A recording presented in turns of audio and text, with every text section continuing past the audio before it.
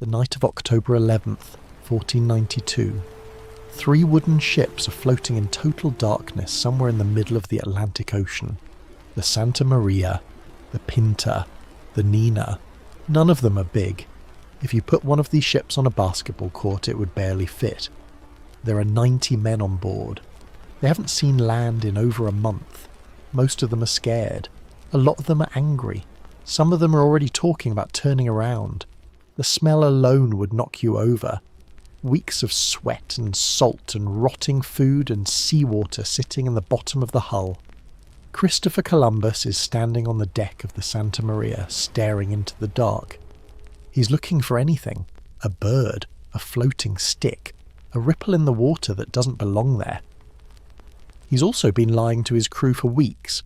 He kept 2 sets of records, one with the real numbers showing how far they'd actually gone, one with smaller, safer numbers he read out loud so the men wouldn't panic. Nobody on these ships knows what's about to happen. Not Columbus, not his captains, not the sailors trying to sleep on the hard wooden deck. They all think they're heading to Japan. They're not. In a few hours, a man on the Pinta is going to see something in the moonlight, something solid, something real, and the world is never going to be the same again. But here's what most people don't know. The story we've been told about October 12th, 1492, is a cleaned-up, simplified version of something much messier and much stranger. Columbus died still thinking he'd found Asia. He never accepted what he'd actually stumbled across. And the people who were already living on those islands, they had built real cities, real trade routes, real medicine and religion and art. A civilization that had been working for hundreds of years. Most of them would be dead within a few decades. Tonight we're going back to the real 1492, not the textbook version. The one with the lies and the mistakes and the invisible diseases, and the man who got history completely wrong but changed it anyway. Get comfortable. Dim the lights. We're going to sail back to the most important October in the last 500 years. But first we need to understand where Columbus came from, because you can't really understand what happened in the Caribbean without knowing what Europe looked like before those ships left the harbour. And it wasn't good. Europe in 1492. If you walk through a European city in the late 1400s, the first thing you'd notice is the smell. Open sewers in the streets, animals living in the same neighbourhoods as people, smoke from workshops and tanneries, the kind of air that stays in your throat. About 150 years before 1492, the Black Death had killed somewhere between 1/3 and 1/2 of everyone in Europe. In some villages there wasn't anyone left at all. Fields went wild. Churches sat empty. Whole communities just stopped. The plague changed how everything worked. When that many workers die at once, the ones who survive suddenly have more options. They can ask for better wages. They can leave a bad situation. The lords and nobles who had always controlled everything found their grip starting to slip. Spain in 1492 was right at the centre of all this tension. On January 2nd of that year, King Ferdinand and Queen Isabella finished something called the Reconquista. This was a campaign that had lasted for centuries to drive Muslim rulers out of Spain. The last Muslim kingdom fell after a 10-year war. It was a huge victory. It was also the end of something. Spanish society had been organised around religious warfare for as long as anyone could remember. What do you do when the war finally ends? Within months of taking Granada, Ferdinand and Isabella ordered all Jews who wouldn't convert to Christianity to leave Spain. Around 200,000 people were forced out of the country. Businesses, homes, communities that had existed for generations, gone in months. This wasn't random cruelty. It was a calculated attempt to build a unified country through exclusion. But it left Spain with a money problem. While Spain had been fighting wars at home, other European kingdoms were getting rich through trade, specifically through spices, pepper, cinnamon, nutmeg, cloves. These weren't just for flavour. They were used to preserve food and make medicine and show off your status. Controlling spice routes made you wealthy beyond imagination. Those routes were owned by Italian trading cities working with Arab and Asian merchants. By the time spices reached a Spanish table, they'd changed hands so many times that the price had gone up 30 or 40 times over. Spain wanted a shortcut, a direct route to Asia. Cut out every middleman, flood the market with cheap spices, become the richest kingdom in Europe overnight. This is where a man named Christopher Columbus comes in.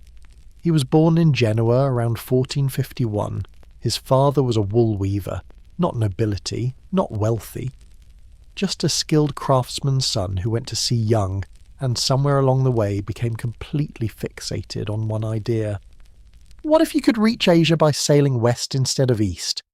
The earth was round. Educated people already knew this. The question was how far you'd have to go. And this is where Columbus made a mistake that should have killed him. He convinced himself that Asia was much closer than it actually is. He used the most optimistic estimates he could find. He calculated that sailing west to reach Asia would take roughly 3,000 miles. The actual distance is about 12,000 miles. He was off by a factor of 4. If the Americas hadn't been sitting right in the middle of the ocean, Columbus and every man on those ships would have died at sea. He tried to sell his idea to Portugal first. They had the best navigators in Europe, the best maps, the most experience with long ocean voyages. A committee of experts looked at his plan and said no. The math was wrong. He'd run out of food and water long before he reached anything. They were right. He tried England, nothing. France, nothing. For almost a decade he travelled Europe trying to convince someone to fund this voyage. Most educated people thought he was either confused or lying. Eventually he ended up back in Spain. Ferdinand and Isabella didn't exactly believe in him, but they were calculating people. The cost of 3 ships and a few months of supplies was small. The potential reward if he somehow found anything useful was enormous. And if he died at sea, they were out the equivalent of one royal dinner party. Most of the actual money came from a group of private Italian bankers, not from the Spanish crown directly. This wasn't a heroic national voyage. It was closer to a business deal. On August 3rd, 1492, 3 ships left the port of Palos before dawn. Columbus was 41 years old. He carried letters of introduction to the Great Khan of China, whose dynasty had already ended 120 years earlier. His map showed Japan in roughly the place where the Caribbean actually is. He had no idea what was out there. Nobody did. The voyage across. The first week felt almost easy. Good winds, clear weather, the ships making solid progress. Columbus was finally doing the thing he'd been planning for years. He was still keeping his 2 logbooks though, the honest one, and the public one with the shorter, less frightening numbers. By the second week the mood on the ship started to change. Open ocean in every direction. No land, just water and sky and the constant motion of the waves that never stopped, not even when you were trying to sleep. Then they sailed into the Sargasso Sea. This is a part of the Atlantic where ocean currents pull together enormous floating mats of seaweed. Miles and miles of it stretching in every direction. To the sailors it looked completely wrong, like the ocean was turning solid, like they might get stuck 1,000 miles from anywhere. The seaweed tangled in the rudders and slowed them down. By late September there were quiet conversations about turning back. Not a real mutiny yet, just the sound of exhausted men calculating their odds in the dark. Birds started appearing, more and more of them. Birds mean land nearby. But how nearby? A bird can fly for days without stopping. The land could be 100 miles away, or 1,000. On October 10th, the captain of the Pinta, Martin Alonso Pinzon, told Columbus they should agree to give it 3 more days. If no land by then, they turn around. Columbus agreed. Privately, he had no intention of turning back. Then on the evening of October 11th, Columbus thought he saw something. A faint light on the horizon. like a distant candle moving up and down. He called over witnesses. By the time they arrived, the light was gone. Real? Imagined? Nobody knows. It didn't matter. Because at 2 a.m. on October 12th, a lookout on the Pinta named Rodrigo de Triana saw something that couldn't be mistaken for anything else. A white cliff in the moonlight. Land. Real land. Solid land. After 33 days of nothing. He screamed. The sound carried across the water between the ships. Within minutes, everyone was awake. The fleet stopped and waited in the dark. Nobody was going to try landing on an unknown shore in the middle of the night. So they sat, 90 frightened, exhausted, relieved men rocking in the water, watching the shape of an island grow slowly clearer as the sky began to lighten. Here's a detail that usually gets left out of the story. Columbus had promised a reward to whoever spotted land first, a pension for life, real money. That reward belonged to Rodrigo de Triana. He saw it first. Everyone witnessed it. Instead, Columbus claimed that he himself had seen that mysterious light hours earlier, a light no one else had noticed, a light he hadn't mentioned at the time. He collected the reward himself. The sailor who actually spotted land got nothing. This wasn't a small thing. It was the first moment in a pattern that would repeat throughout Columbus's entire time in the Americas. Take the credit. Take the reward. Take whatever you can because you have the power to do it. As the sun came up, the island revealed itself. White sand, palm trees, green forest. Water so clear you could see straight to the bottom. Turquoise and calm. Columbus would write later that it looked like paradise. He wasn't wrong about the view. He was about to be very wrong about almost everything else. First contact. Columbus came ashore around mid-morning on October 12th. He was dressed in his best clothes, armour polished, the royal flag of Spain in his hands. He walked up the beach and began performing a legal ceremony. He planted the flag. He read a declaration in Spanish. He announced that this island and everyone on it now belonged to the Spanish crown. People watching from the trees couldn't understand a word he said. They had just been conquered. They didn't know it yet. The island's people were the Taíno. They called their home Guanahani. Columbus immediately renamed it San Salvador. That name meant nothing to them. They had spotted the ships the day before. 3 enormous vessels unlike anything they had ever seen. All night long the Taíno debated what these things were, who was on board, what they wanted, whether they were dangerous. Their own boats were large dugout canoes, some capable of carrying 100 people. But these ships were something else entirely, built from hundreds of pieces of wood rather than carved from a single tree. Massive white sails catching the wind. As the strangers rowed toward shore, some Taíno wanted to run, others wanted to fight. Their leaders decided to wait and watch. These strangers might be dangerous. They might also be useful. The Taíno came forward carefully. They brought gifts, parrots, cotton thread, small carved objects. This was how their culture welcomed strangers, with openness, with sharing. Columbus's men handed out glass beads and small brass bells that made a light ringing sound. Both sides thought they were getting the better deal. The Taíno had never seen glass. It was beautiful. Perfect little spheres in colours they couldn't make themselves. The bells were charming. This seemed like a wonderful exchange. The Spanish knew exactly what glass beads cost. Almost nothing. That night Columbus wrote in his journal. He noted that these people would make very good servants, that they appeared to have no real weapons, that they were wearing small gold ornaments and were happy to trade them for basically nothing. Gold. That was what mattered. He also wrote that they were gentle and generous, that they shared freely, that they seemed to live in innocent simplicity.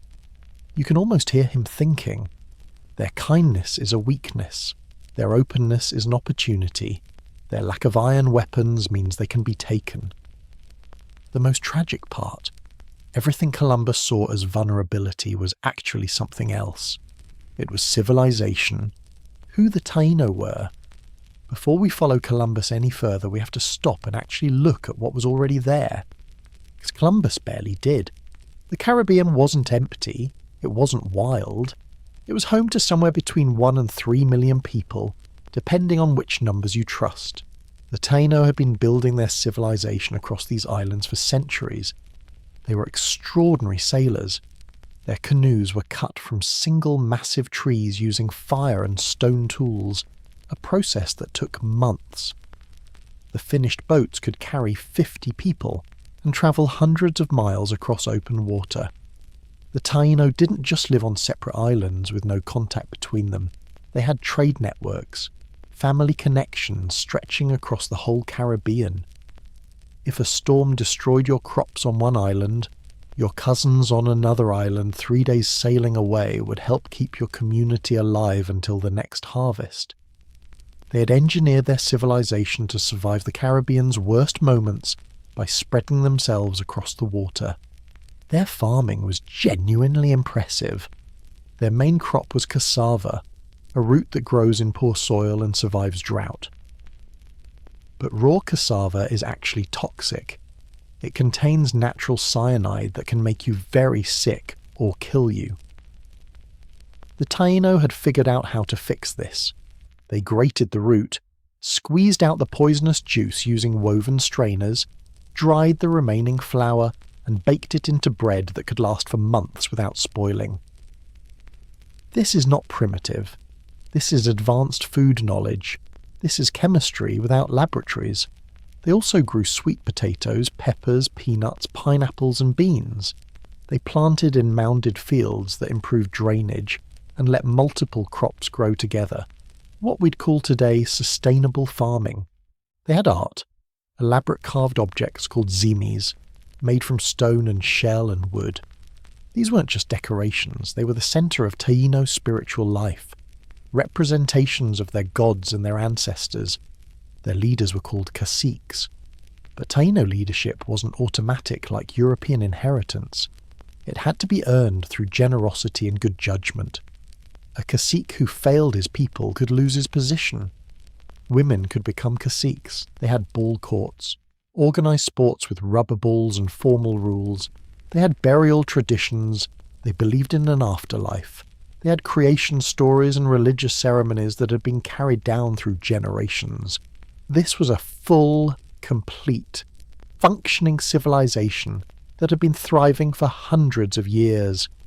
When Columbus looked at the Taíno and saw simple, friendly people ready to be used, he was looking at everything and understanding nothing.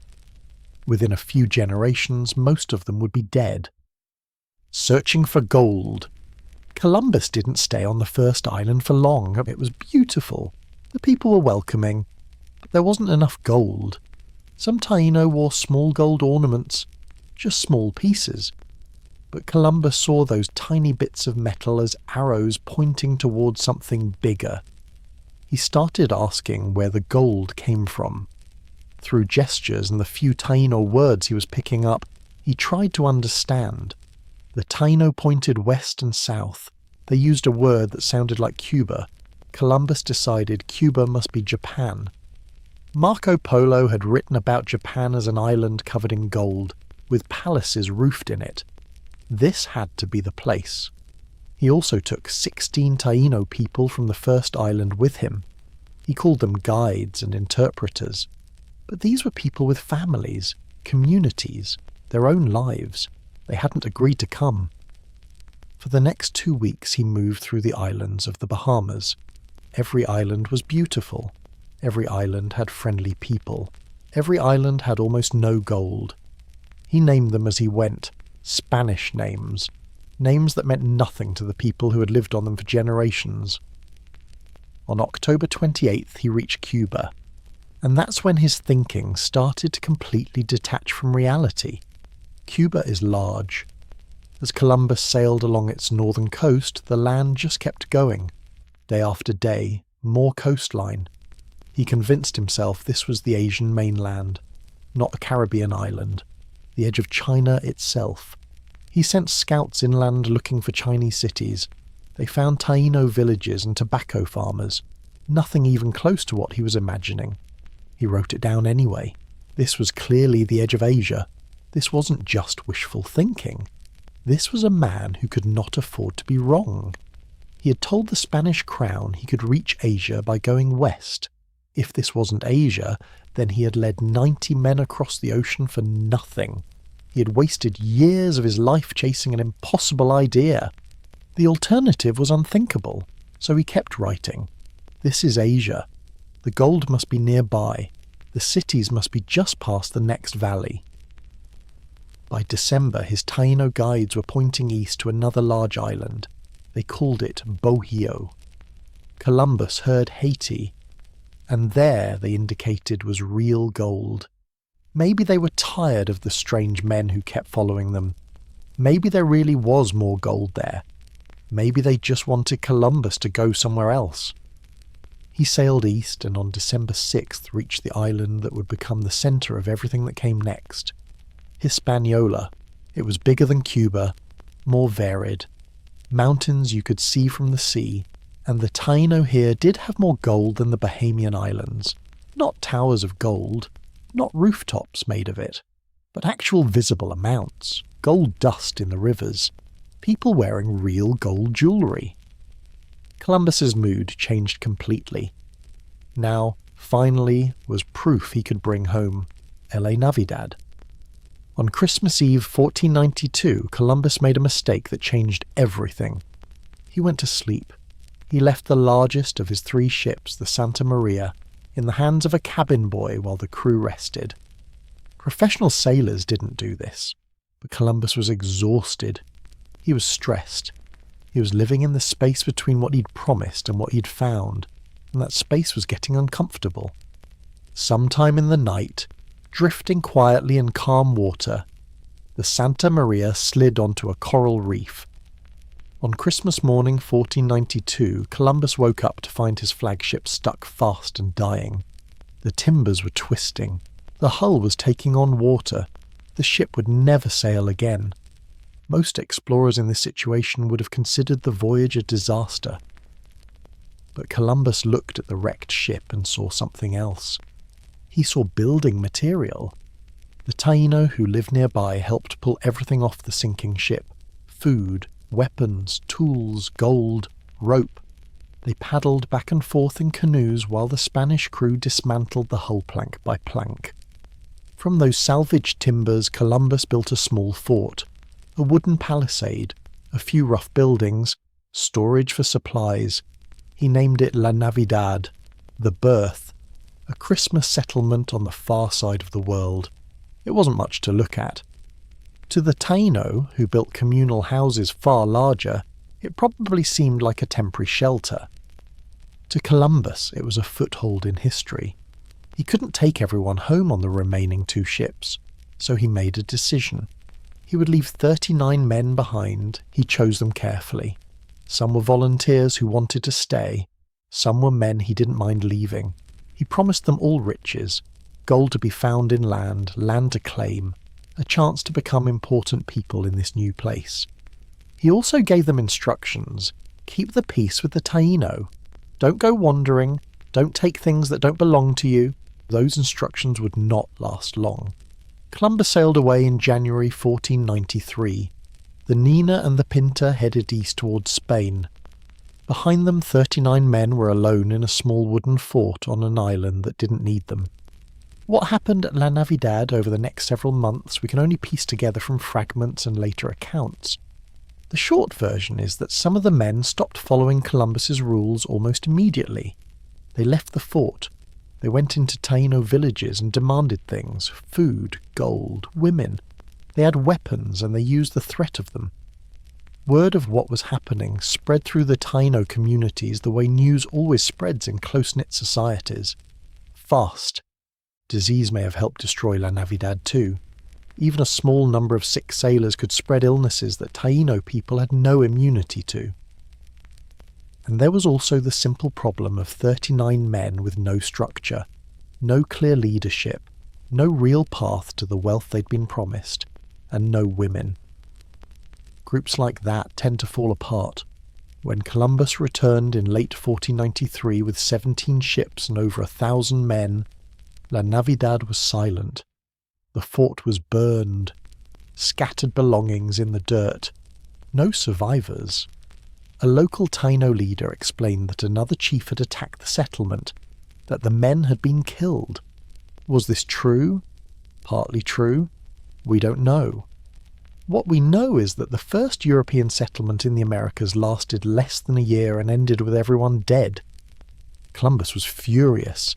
Any hesitation about how to treat the people of these islands was gone. The next settlement would be different. More force, more control, more violence. Return to Spain.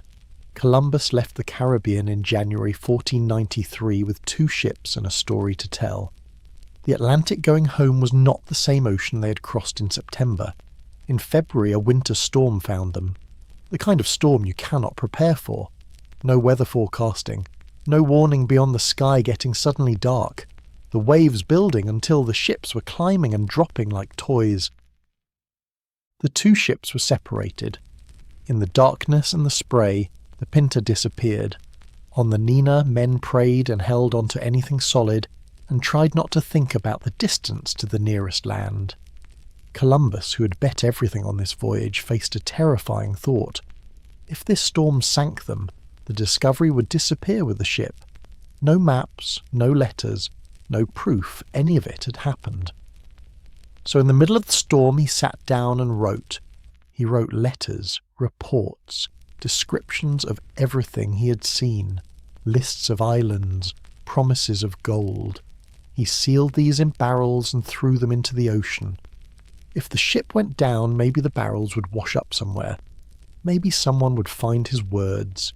He survived. The Nina made it to the Azores, then Portugal, then finally Spain. His letter to Ferdinand and Isabella was copied and translated and passed from hand to hand across Europe.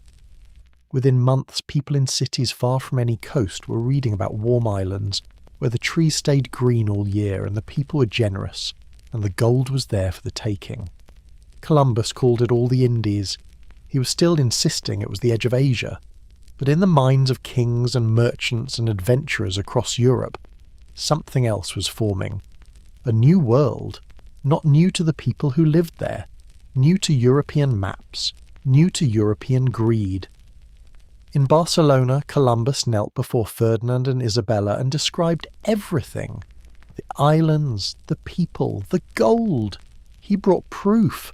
Live parrots, strange plants, woven textiles, and Taíno people taken from their islands, dressed now in European clothes, presented to the court as living evidence of what lay on the other side of the ocean.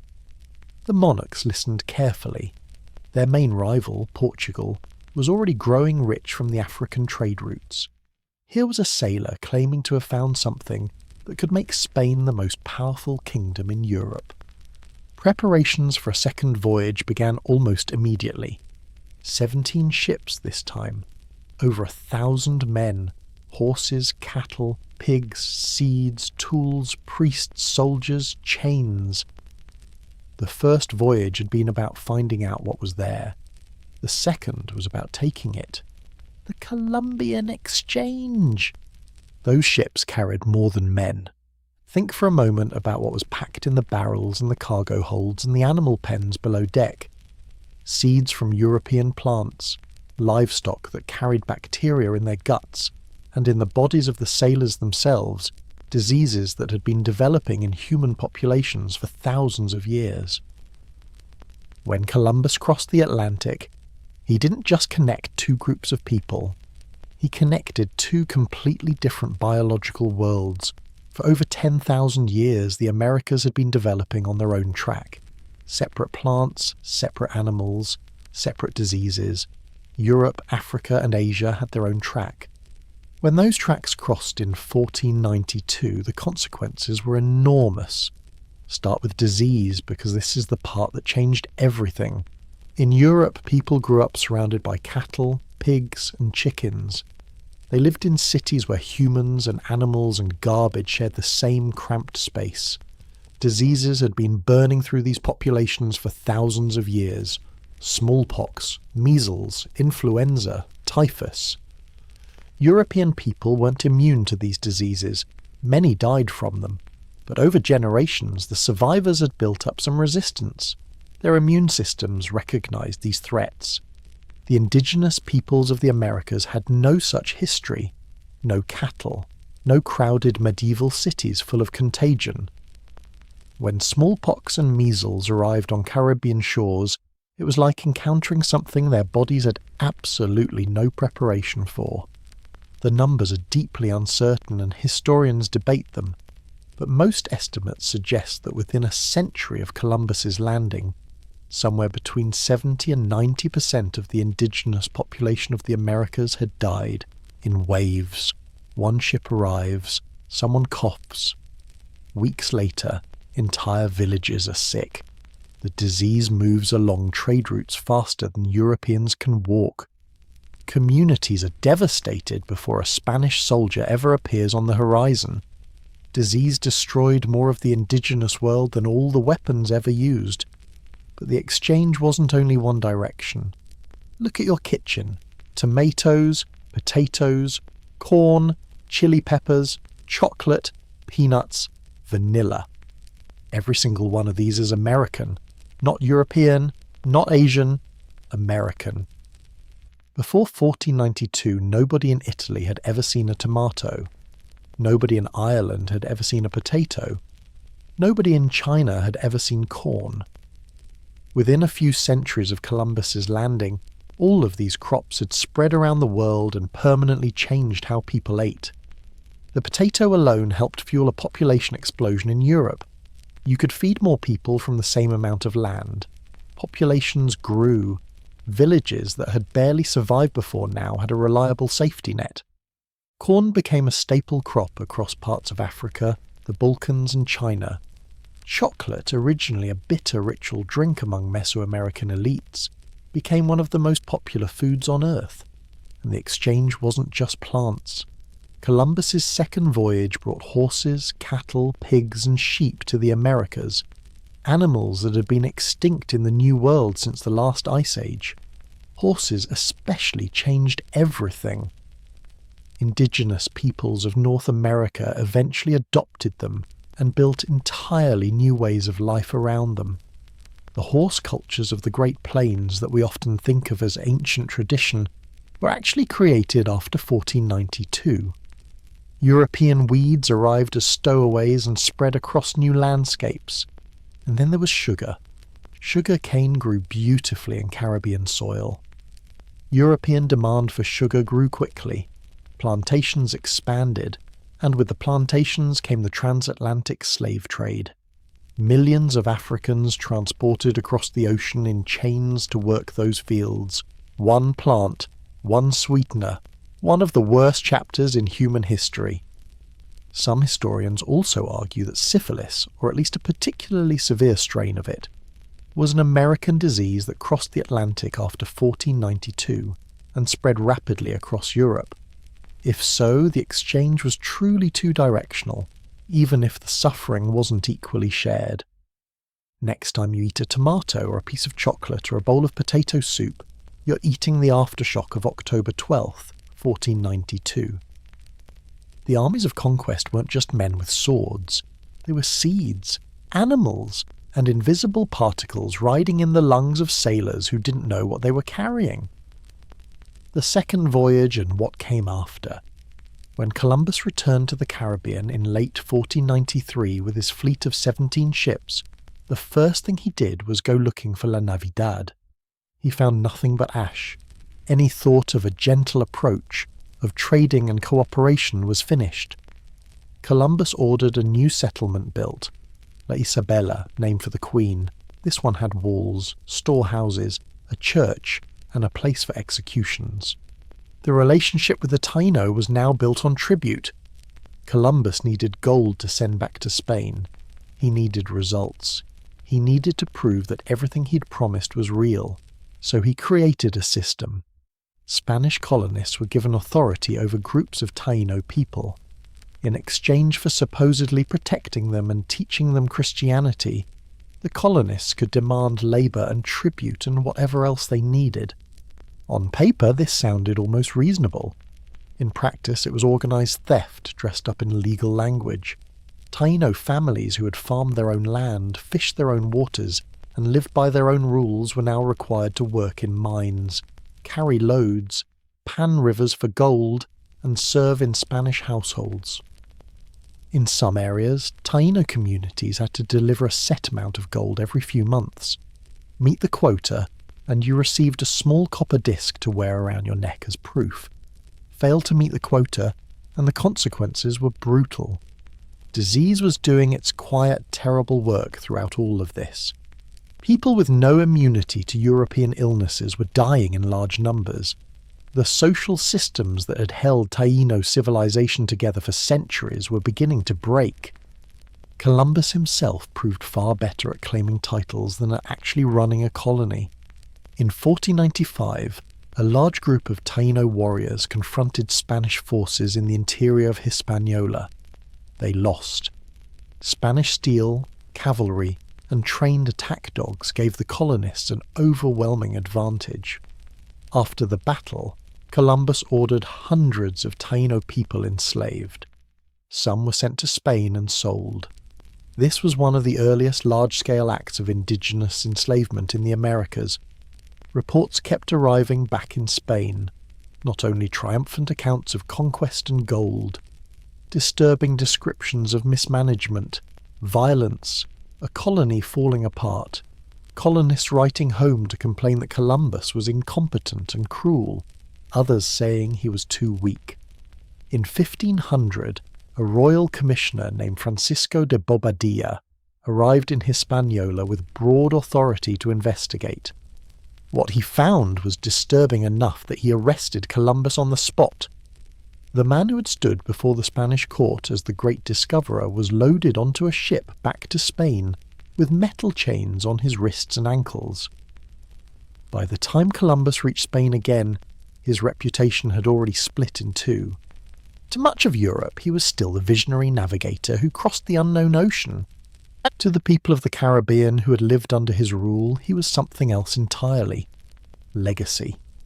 Columbus spent the last years of his life in a Spanish city called Valladolid, fighting legal battles and writing letters.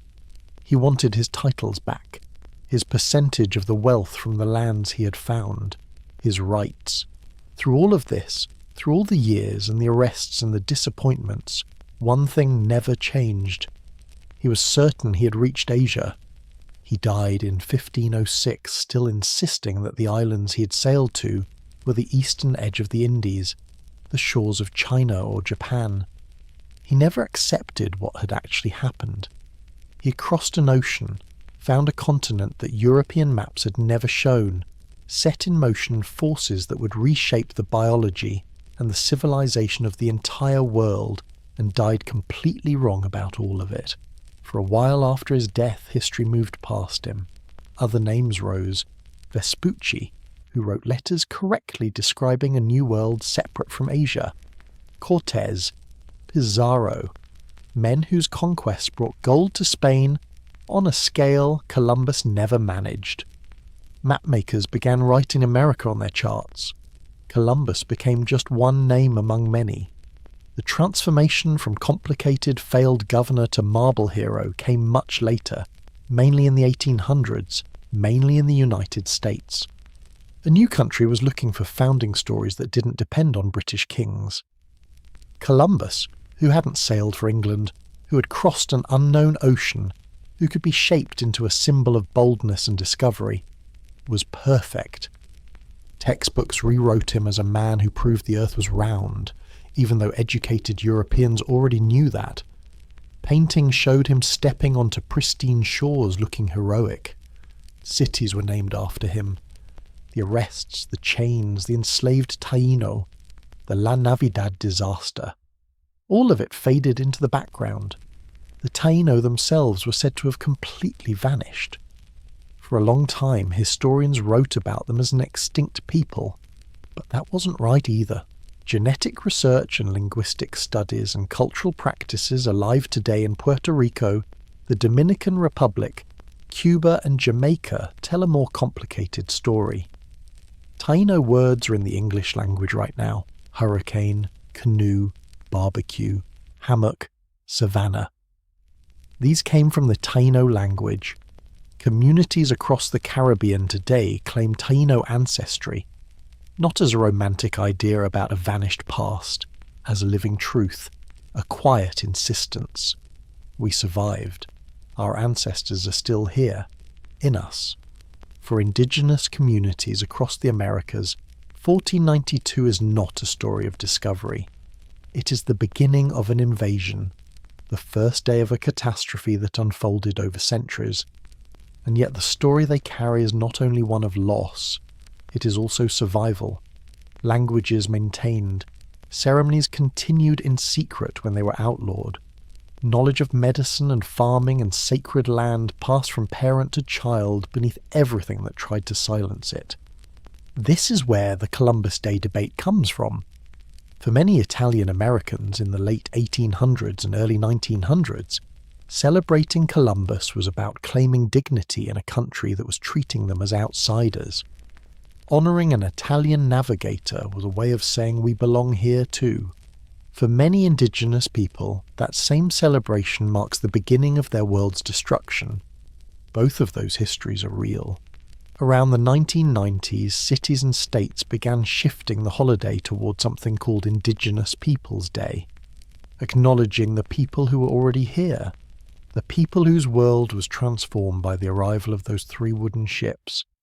In Spain, October 12th is still a national holiday celebrating the Spanish-speaking world that grew from 1492. In Latin America, the date carries many different names depending on who you ask and what they want to emphasize.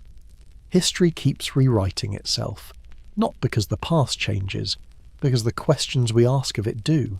Archaeologists keep finding new things. Underwater teams explore the wrecks of Columbus's ships. Researchers excavate Taíno villages and find ball courts and sophisticated farming systems and evidence of trade networks that stretched across the whole Caribbean. DNA analysis tells us that Spanish, Taíno and African populations were mixing much earlier than the written records suggest. The boundaries between worlds blurred faster than anyone recorded. Every few years a new discovery shifts the picture slightly. The full story of 1492 is still being written. Close, as you drift towards sleep, let the images from tonight settle gently. A sailor named Rodrigo de Triana standing at his post in the dark. 33 days from land, staring at nothing, and then suddenly seeing something. White cliffs in the moonlight, his voice carrying across the water between the ships. Columbus on the deck of the Santa Maria writing in his journal. Certain he was on the edge of Asia. Certain history would remember his name. He was right about one of those things. Taíno people on a beach at dawn, carefully approaching strangers who had appeared from the sea. Bringing gifts, following the traditions of their culture. Not yet understanding what this arrival meant. 2 worlds that had been developing separately for 10,000 years, looking at each other across a strip of white sand on a warm October morning. Both sides confused, both sides curious, neither side seeing clearly what was in front of them. Columbus can be a brilliant navigator and a deeply flawed man at the same time. 1492 can be the beginning of connections that span the globe and the beginning of suffering that lasted generations at the same time. The Taíno can be people whose world was shattered, and ancestors of communities still alive today at the same time. History is not a simple story with a clear hero and a clear ending. It never was. It is people making decisions that they couldn't fully see the consequences of. It is small moments that ripple outward into centuries. One October morning, 3 ships, 90 men, and the world that came after. Let the waves carry you now. The same ocean that rocked those ships is still out there tonight, still moving in the dark, still carrying the weight of everything it witnessed. The islands are quiet, the ships are long gone. and you can sleep. This has been Midnight Chronicle. Wherever you are in the world tonight, sleep well.